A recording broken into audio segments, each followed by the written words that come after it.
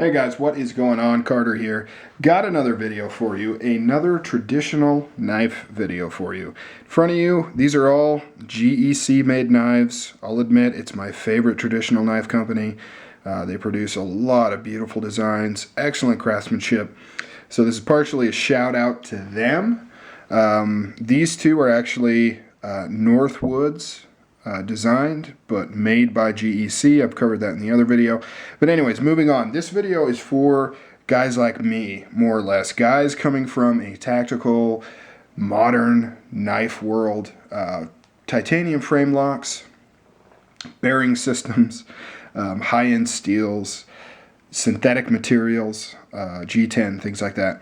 But are wanting to get into traditional knives. It is a different world. It's definitely a different world. So the point of this video is kind of to give you an idea of what you're getting into, what to expect, what not to expect, things like that. I'm still pretty new in the traditional knife world, but I'm not new to handmade knives. I have had a love affair with Italian stilettos for a long time. And those are quite similar to traditionals, just in terms of the old world style of manufacturing, the natural materials used, bone, stag, things like that, wood.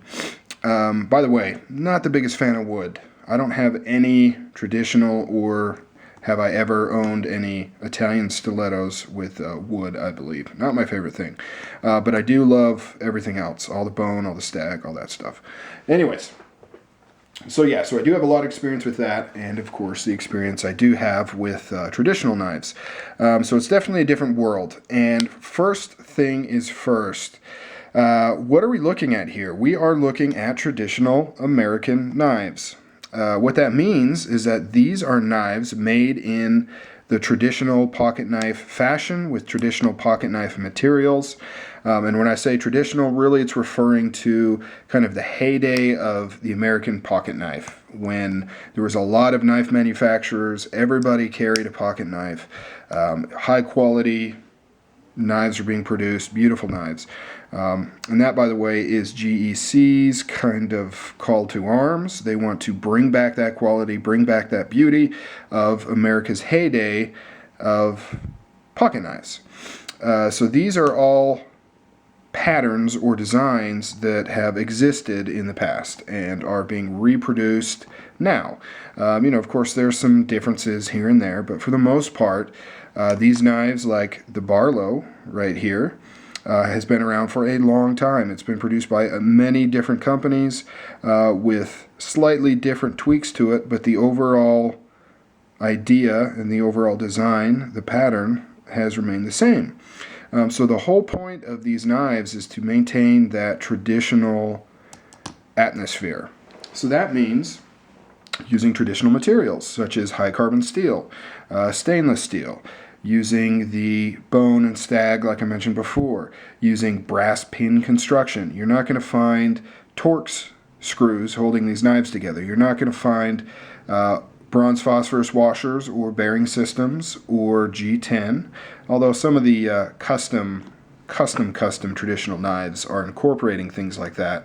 And Case will do some carbon fiber, and there is some G10 and micarta out there, but the purity of it, you wouldn't find those things. You're also not going to find pocket clips, because if any of those were implemented, then it wouldn't be a traditional knife. Lots of people will say, hey, I would be into traditional knives if they had pocket clips or if they had better steel, but then they wouldn't be traditional knives. So it's kind of a catch-22 there. You're also more likely to run into, we'll say, manufacturing flaws. You may get some blade play. You may get some gaps in the liners and the back spring or covers or scales, as we call them, in modern knives. None of these actually, all these are perfect. I am on cloud 9. These are all perfect. There is not a gap. There is not a mark. There is nothing. No wiggle, no blade play. Everything is perfectly tight.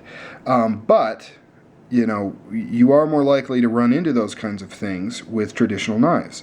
And it's not necessarily that, they they don't care or they're sloppy. It's just different things are valued. You know, a little bit of blade wiggle, to a lot of traditional guys, a lot of them actually like that. They prefer that. You know, the idea being that it's, you know, a little looser tolerance is going to mean that debris can be washed out easier. You got to remember, you don't take these apart. You know, you don't screw these apart. These are put together, and for the most part, they stay together.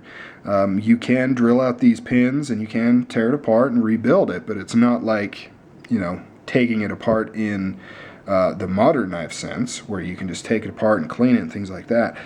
So there's guys, traditional knife lovers out there that actually prefer kind of looser tolerances. But it's just, their attitude is more like Ernest Emerson. You know, if it doesn't affect functionality, if you're, you know, they only consider it blade play if you're using the knife and the blade is wobbling around to the point where it's difficult to use the knife. The notion of grabbing the blade and wiggling it back and forth and being upset because you get some movement kind of blows a lot of these guys. It blows their mind. You know, they're like, why would you do that? Why would you care? What does that have to do with the knife? You know, so there is a little bit of a different attitude. Now that doesn't mean that every knife you get's going to be like that. You know, obviously these are all perfect, and I prefer knives that don't have any play, and none of these do. My other one, my first one that I got, it did. It had side to side. I actually put that away. I shouldn't have, but it had side to side. It's my lockback, and it had some up and down. I fixed the side to side with a rubber mallet. Just whacked it a little bit. It tightened up the pivot, but that's the way it came. You know, and I could have sent it back, got a different one, but you know, it didn't bother me. And to be honest, I was expecting a little bit of that in these ones, but to my surprise, wasn't the case. These are all just perfectly centered and just beautiful.